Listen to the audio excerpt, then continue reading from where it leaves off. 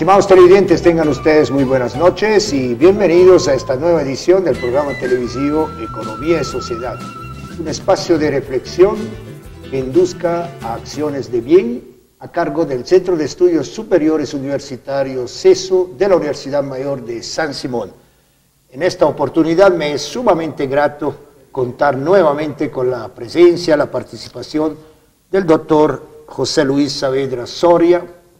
Él tiene un doctorado en estudios culturales de la Universidad Andina Simón Bolívar de Quito, en Ecuador, y también es ex docente de la Universidad Mayor de San Andrés. Estimado José Luis, muchísimas gracias por estar nuevamente en el programa. Bienvenido. Gracias, siempre es más bien una satisfacción y el agradecido soy yo, Silvano. Y más aún en este día tan importante, tan bonito como es tu cumpleaños, así aprovecho más bien para decirte feliz cumpleaños, Silvano, y muchas gracias por esta invitación. Muchísimas gracias. Bueno, a la vista de las últimas elecciones y en varios países de nuestra América Latina, y también considerando los resultados de la voluntad de sus ciudadanos, nos preguntamos si se aproxima nuevamente una marea rosa en América Latina. Bueno, con marea rosa normalmente pensamos, dentro de los analistas políticos del siglo XXI, es un movimiento hacia la izquierda, hacia la socialdemocracia, etcétera, etcétera. Bueno, con lo que ha sucedido últimamente desde el punto de vista electoral en Perú con Castillo, en Chile con Boric, en Colombia recién en estos días con Petro, y probablemente se vislumbra en Brasil con Lula, ¿realmente estamos aproximándonos a una nueva marea rosa en América Latina? Sí, yo creo que sí, y es algo para celebrarlo.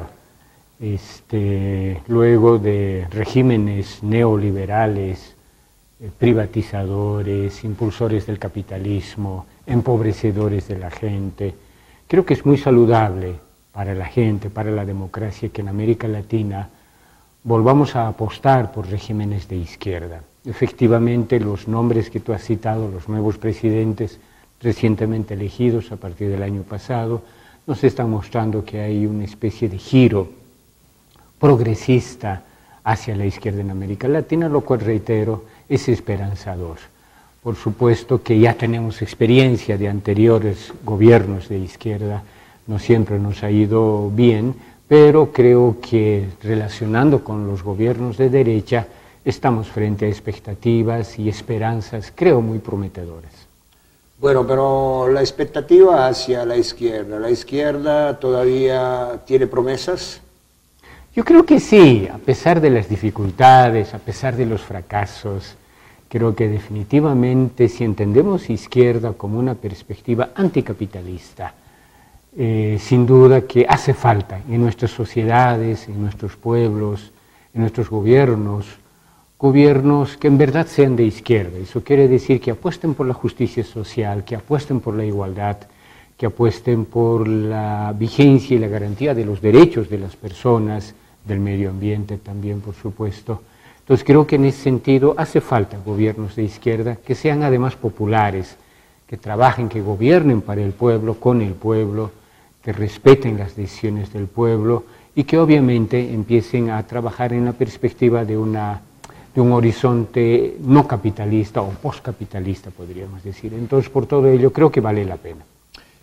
Y esta izquierda del poder, la que hemos mencionado, debido a los últimos acontecimientos electorales en varios países, ¿es la misma o consideras que es distinta de los gobiernos progresistas del socialismo del siglo XXI, como Morales, Correa, Maduro u Ortega? Sí, es una pregunta interesante, compleja. A ver, yo creo que hay distinciones, y distinciones que no solo son de carácter, digamos, generacional. Es algo que llama la atención, que estos nuevos presidentes son, bueno, salvo Petro, pero son bastante jóvenes, sobre todo Boric en Chile. Además es dirigente estudiantil, universitario. Pero no solo asistimos a una renovación generacional, sino creo que asistimos justamente a partir de haber tomado conciencia de los problemas que han tenido los gobiernos llamados progresistas o del socialismo del siglo XXI, creo que estos nuevos regímenes son más sensibles hacia problemáticas sociales. Creo que van a ser menos autoritarios que los de Venezuela, Nicaragua o incluso la Bolivia de Evo Morales. Creo, espero, confío en que sean menos corruptos que los gobiernos del socialismo del siglo XXI. Y también espero que sean menos represores, represivos de sus pueblos, como han sido lamentablemente Evo Morales en Bolivia, no solamente Tifnis, hay muchos otros ámbitos en los que el gobierno de Evo Morales ha reprimido las manifestaciones, las movilizaciones sociales. Recordemos la terrible, terrible represión a los discapacitados en La Paz. Realmente es algo inimaginable que se tenga que reprimir a los discapacitados, ¿no? Y lo mismo en Venezuela, reprimiendo, asesinando a los jóvenes que se manifestaban, o en Nicaragua. Yo espero realmente que esta nueva izquierda sea realmente nueva, en el sentido que sea más democrático, reitero, que garantice la vigencia de los derechos, ¿no?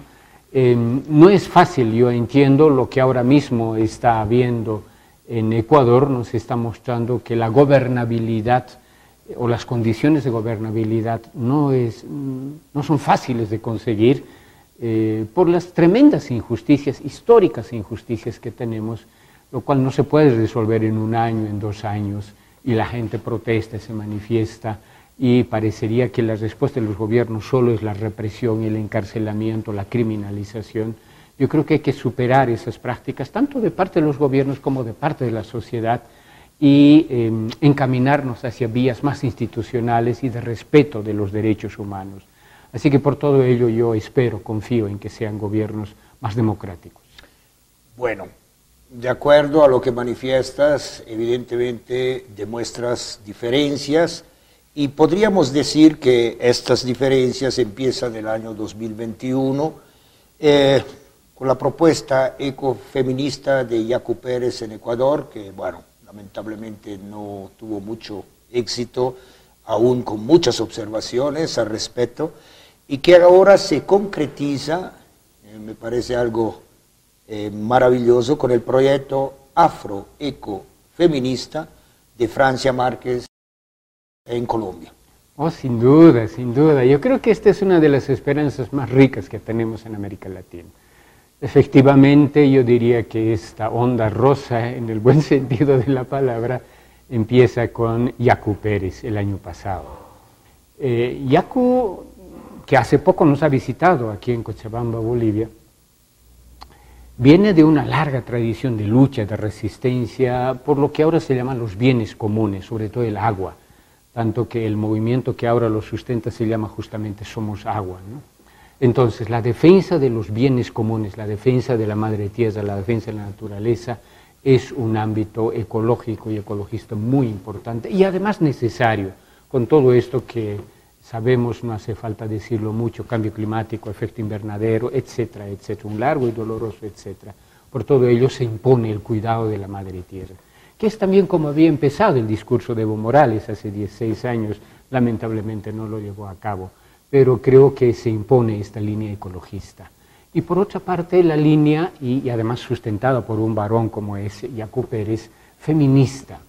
Suena un poco raro todavía que un varón reivindique, pero es que la violencia que sufren las mujeres, Silvano, nos tiene que llamar la atención a todos, a varones y a mujeres, y a las diversidades sexuales también, por supuesto.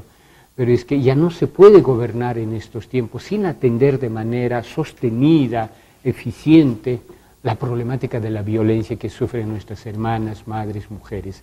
Entonces, de ahí la necesidad de un posicionamiento feminista, no solo en la perspectiva de empoderar a las mujeres, que eso importa también, sino y sobre todo en la lucha decidida contra la violencia patriarcal, contra la violencia feminicida, que en realidad tiene las mismas características que la violencia contra la madre tierra, el extractivismo, etc.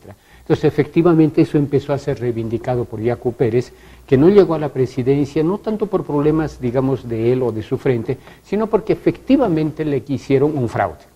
un fraude orquestado por, y lo digo públicamente, un fraude orquestado por el correísmo y por el actual presidente Lasso, que se coaligaron para obstaculizar que Yaku llegue a la presidencia.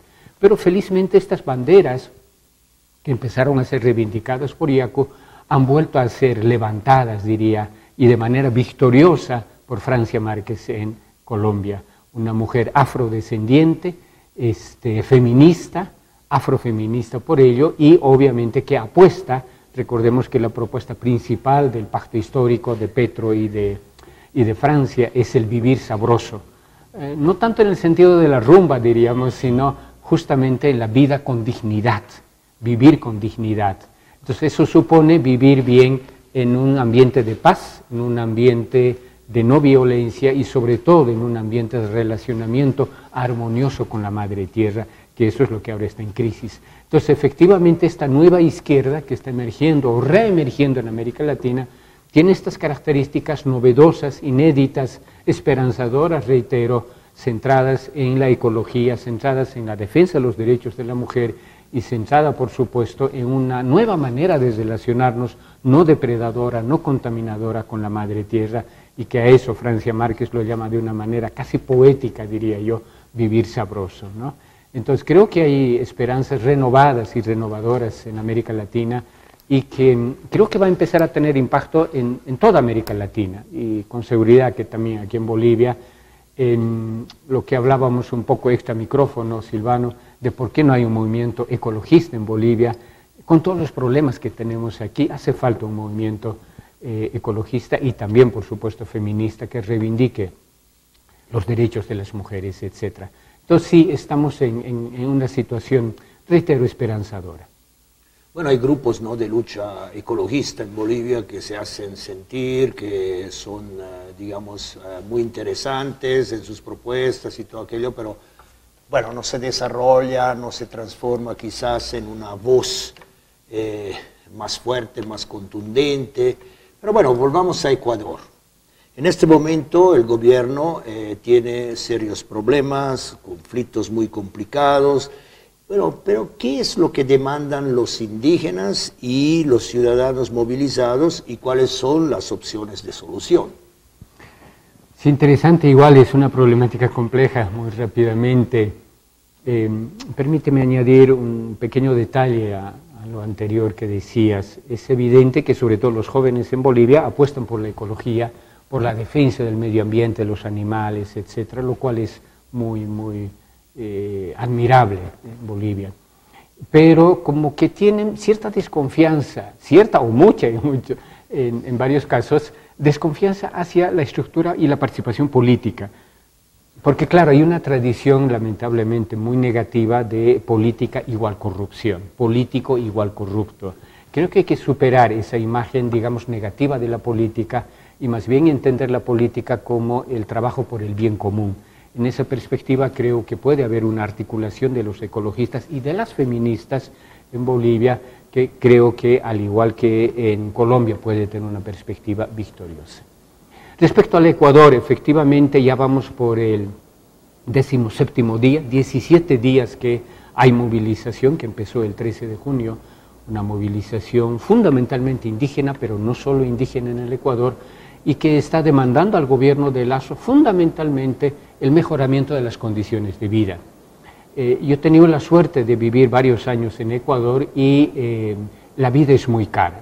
Creo que es uno de los países más caros de América Latina o de Sudamérica, porque además su economía está totalmente dolarizada ya desde el año 2000 y por tanto el costo de vida es cada vez más elevado, insufrible, inaguantable diría yo. Y lo que ha desencadenado esta movilización es igual que el 2019, el encarecimiento de los combustibles, sobre todo la gasolina. Entonces la movilización indígena pide que el gobierno rebaje estos costos de combustible, sobre todo gasolina. El gobierno, igual que el 2019, lamentablemente no ha obedecido a estas demandas y sí, más bien ha reprimido. Al día de hoy tenemos 6 muertos en Ecuador, es mucho para una movilización, tener 6 muertos. Hasta ayer había diálogo entre el gobierno y la CONAI y las demás fuerzas que están en la movilización. Lamentablemente ayer ha sido roto por un incidente, creo, accidental que ha ocurrido en la Amazonía, la muerte de un militar que era parte del custodio a los convoyes de justamente combustibles. Lamentablemente ahí falleció un militar y el gobierno ha indicado que no puede dialogar con fuerzas terroristas, ha llamado a la gente que se moviliza. No, eso fue un accidente. Esperamos, realmente confiamos en que el diálogo se pueda reiniciar y que las partes en conflicto se pongan a conversar, a dialogar. ¿Cuál es la demanda central de los movilizados? Fundamentalmente el mejoramiento de las condiciones de vida.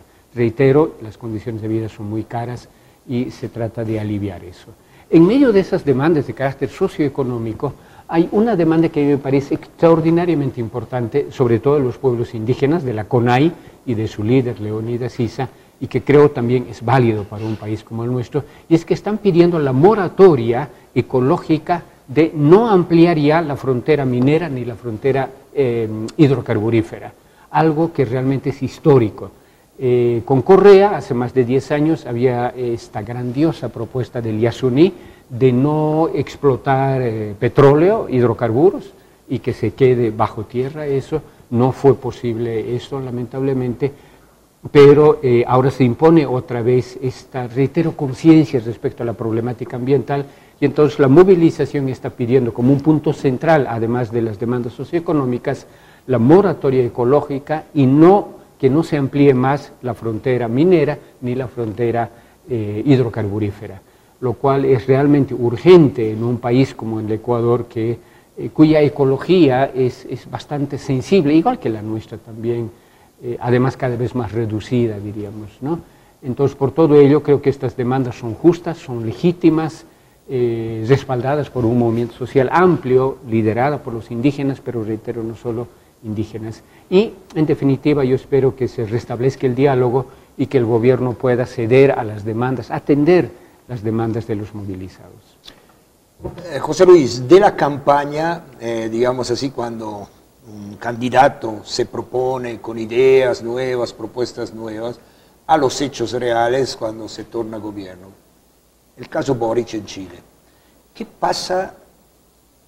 Nosotros esperábamos otro tipo de actitud, por ejemplo, en relación con lo que significa la aceptación, el involucramiento en la vida nacional de los mapuches. Realmente, como la gente en el ámbito popular suele decir, otra cosa es con guitarra, ¿no?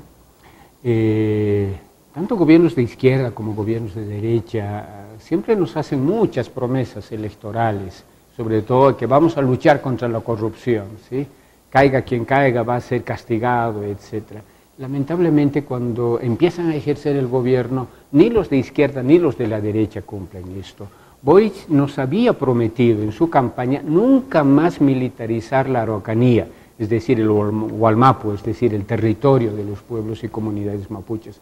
Lamentablemente, el anterior mes ha empezado a militarizar el territorio mapuche frente a la presión poderosísima, ciertamente, de la oligarquía agroforestal, que es un poder muy fuerte en Chile.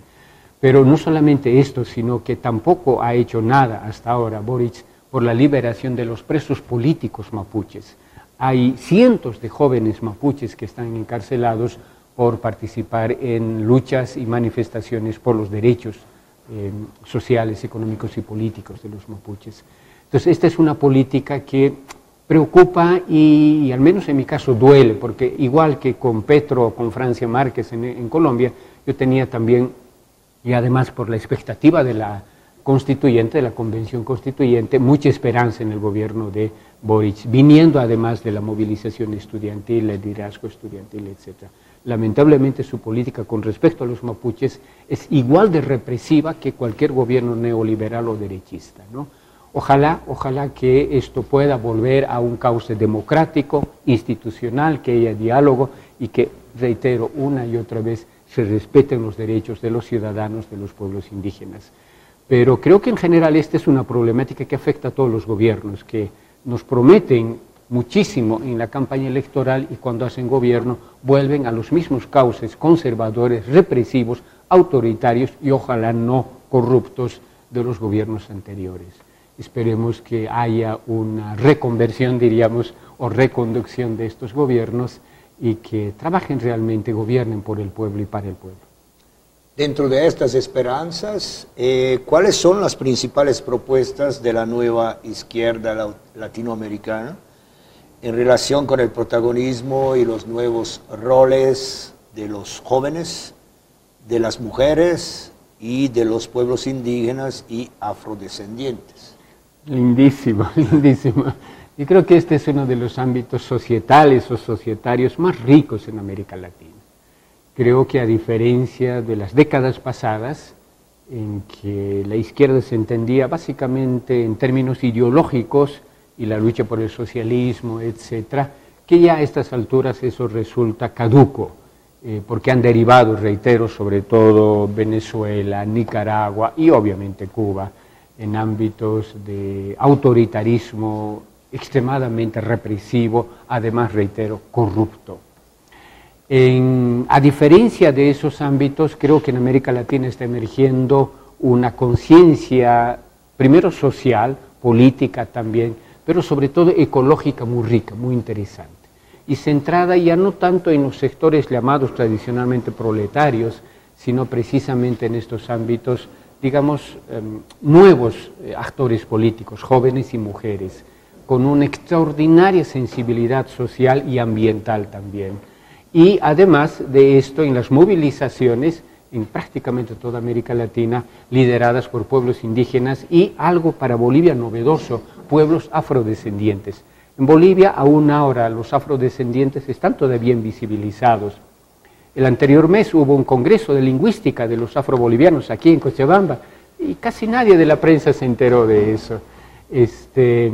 En cambio, lo que está ocurriendo en Ecuador, lo que está ocurriendo incluso en Perú y obviamente también en Colombia y en Brasil, una emergencia muy rica, muy interesante, bullente, festiva, de fiesta, quiero decir, de los pueblos afrodescendientes, con estas sensibilidades ecológicas, sobre todo culturales también, muy ricas, muy interesantes, esperanzadores otra vez.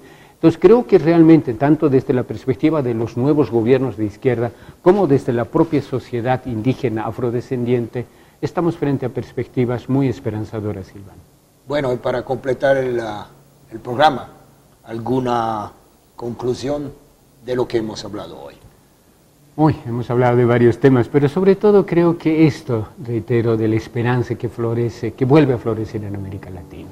Sin duda que en América Latina vivimos situaciones complejas, complicadas, difíciles, dolorosas, sobre todo por la cuestión económica y socioeconómica. Tenemos todavía enormes bolsones de pobreza en América Latina, incluso de indigencia, muy dolorosos en América Latina. La violencia contra la mujer, reitero, es una de las realidades que más duele en América Latina. El alto índice, cada vez más alto, de feminicidios realmente es algo muy angustioso en América Latina, y por supuesto también hay problemáticas que sufre la propia madre tierra con el extractivismo, depredación.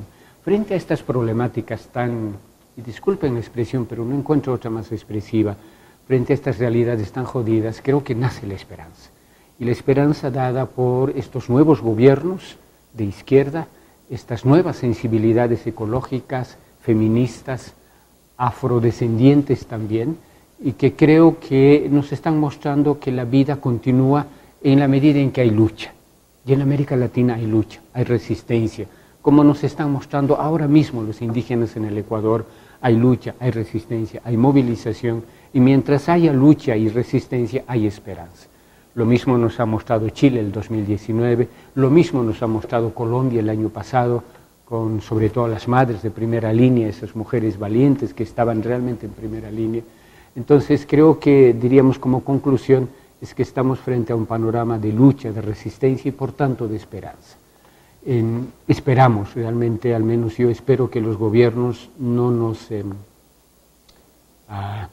engañen, diríamos, en estas esperanzas, sino que más bien se sumen a estas nuevas sensibilidades ecológicas, feministas sobre todo, y las convierten en políticas públicas para el beneficio no solo del ámbito democrático, sino, reitero, de los jóvenes, de los niños, de las niñas, de las mujeres y de nuestra madre tierra, que cada vez sufre más el embate del extractivismo capitalista y que necesitamos vivir y convivir en relaciones de armonía con nosotros mismos, entre nosotros como seres humanos y con la madre tierra. Jalial Silván. Muchísimas gracias, José Luis. Estimados televidentes, el día de hoy estuvimos con el doctor José Luis Saavedra Soria. Conversamos sobre esa idea de que llega una nueva marea rosa en América Latina. Bueno, yo concluyo también con una percepción, una idea al escuchar a mi querido José Luis. Es una exhortación que una política de la verdad y una economía del preservar y el cuidado se traduzcan en una sociedad caracterizada por un vivir sabroso. Estimados televidentes, esperamos que el programa haya sido de su agrado. Gracias por su fidelidad. Hasta una próxima oportunidad. Muy buenas noches.